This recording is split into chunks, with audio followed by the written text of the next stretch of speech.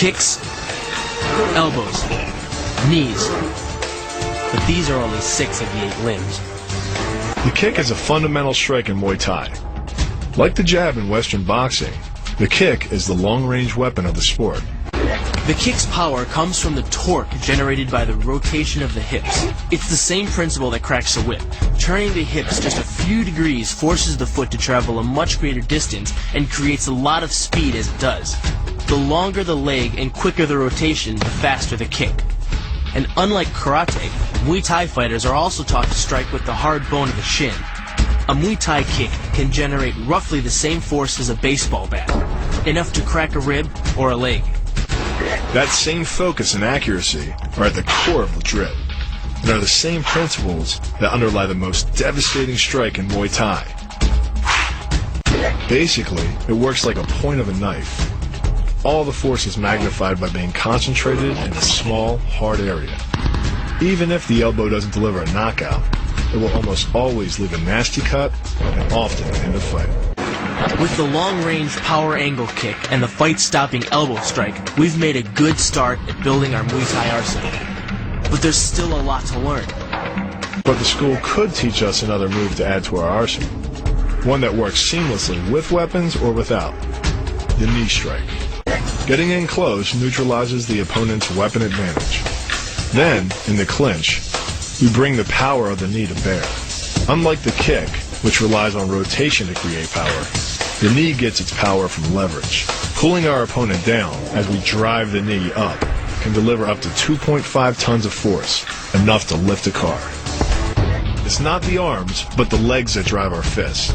Like a piston, the explosive power of the legs is capable of generating hundreds of pounds of force, all to a very vulnerable area, the soft underside of the opponent's jaw. Like the Humam move, the flying knee relies on the explosive power of the legs.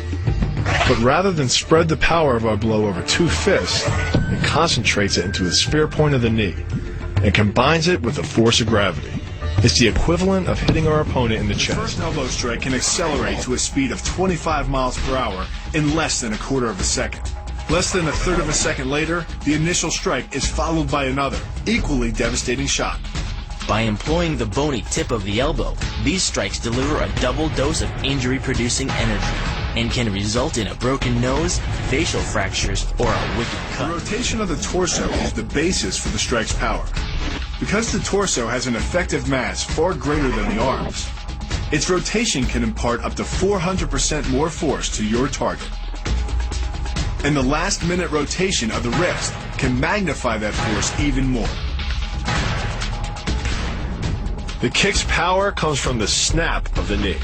The snap is created when the quadricep, the largest muscle in the body, contracts and pulls the tendon connecting to the foot over the knee. Using the knee as a pulley, the strength of the quad is enough to accelerate your foot to speeds close to 30 miles per hour. The power of this move comes from the spin. Like the wrecking ball at the end of a demolition crane, the power is generated by the rotation of the body. In conjunction with the snap of the knee, the foot achieves a velocity of nearly 30 miles per hour. When the heel connects with the solar plexus, it transfers 1,400 pounds of force, enough to damage internal organs and fracture multiple ribs. The move gets its power from the pressure exerted by your legs. The first leg imparts pressure to the carotid artery. The second leg, working in conjunction with your arms, optimizes that pressure, transforming you into a human vice grip. If your opponent doesn't tap out, he'll pass out. Much longer and permanent brain damage can ensue. Leading with the near arm, the first jab travels the shortest distance to the opponent, so what it lacks in force, it makes up for in speed. The second punch, utilizing both the twist of the shoulders and the forward momentum of the kick, can carry over 4 times as much impact. And just a few hundred pounds of force to the temple is enough to cause a knockout. This roundhouse kick is designed for maximum impact. With the powerful muscles of the thigh yanking the tendon over the knee, the foot accelerates from 0 to 21 miles per hour in just 1/3 of a second. Combine that with the reinforced shoe, and this kick can drive the nose bone back up into the brain. The secret to the move is wrist control. By rotating your opponent's wrist to the maximum extent of its range of motion, the bones of the wrist lock against the bones of the forearm and make it impossible to bring the strong muscles of the upper arm to bear. Then, you can pull your opponent off balance and into a potent knee strike. The combined force of the knee strike and your opponent's forward momentum can be as much as 2,000 pounds, enough to dent sheet metal. Bending the elbow across the fulcrum of your hips, you're subjecting the weak joint to the leverage of two strong forces. The pull of your thighs on his shoulder and your hands on his wrists. As little as 1,000 pounds of force can be enough to destroy the elbow. The leverage of the armbar can supply much more than that. The power of the takedown is derived from the simple mechanical advantage you hold over your opponent.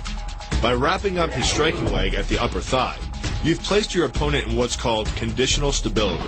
If he remains stationary, he could technically maintain his balance indefinitely. But by driving him backward and initiating a sweep of his other leg, you've added two destabilizing factors, and the loose center of gravity simply cannot hold. To do that, the Marine pushes his opponent at a location above the center of mass, while using his sweeping leg to create a tripping point, which is below his opponent's center of mass. Once the loss of stability has occurred, gravity does the work, and the damage. On the ground and on his back, your opponent is now vulnerable to any number of finishing strikes. Nutcracker. Your forearm and biceps apply pressure to your opponent's carotid arteries. Located on either side of the trachea, these two arteries are the only way to get blood to the brain. It can take less pressure than squeezing an orange to stop the flow of blood to the arteries. And with no blood flow, the brain shuts down almost instantly. Fight over. The higher you can lift your opponent in this move, the faster he'll hit the ground. It's not just your force working against him. His acceleration due to gravity can mean his head hits the ground with a 3,500-pound impact. On a hard surface like concrete, this is more than enough to cause a serious brain injury. Leaning back slightly and driving the knee up utilizes the full power of the thigh, and the foot accelerates up to 16 miles an hour in just 1/4 of a second. That's twice the acceleration speed of a Porsche. Coupled with the rotation of the hips, the kick can impart 450 pounds of force upon impact with the ribs. When executed perfectly, it's a motion similar to cracking a 2x4 with a sledgehammer. It's aimed at the largest gland in the human body, the liver. A direct hit won't just bring an opponent down.